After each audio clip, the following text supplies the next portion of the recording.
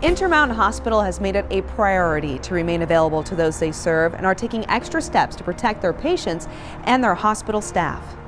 Renee, help us understand, once a patient is admitted to Intermountain Hospital, what changes can they expect because of COVID-19? They can kind of see that we are practicing social distancing within the hospital to the best of our ability.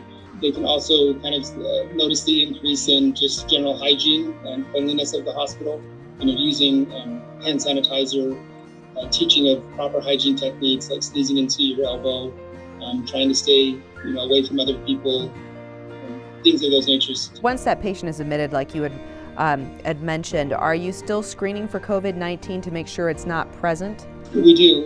They get the initial COVID screening, and then once a day they're also screened to see if they have any symptoms that arise during their stay here.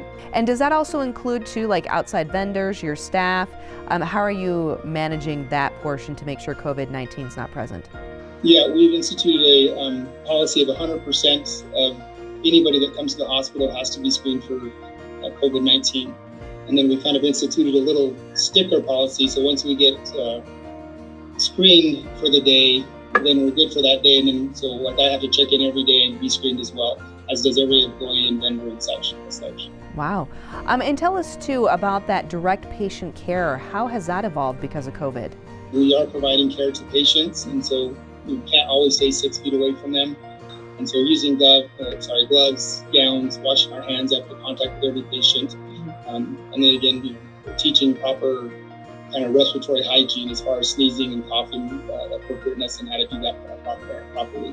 And once those patients are admitted to Intermountain Hospital, how are they allowed to stay in contact with their loved ones? Right now, because of our no visitor policy, it's primarily by telephone calls. So they're allowed to call during certain times. The patients can call out, their loved ones or family members can call in.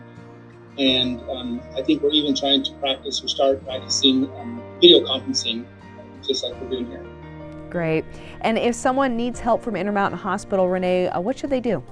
They can call us directly at 208-377-8400 or intermountainhospital.com on the internet.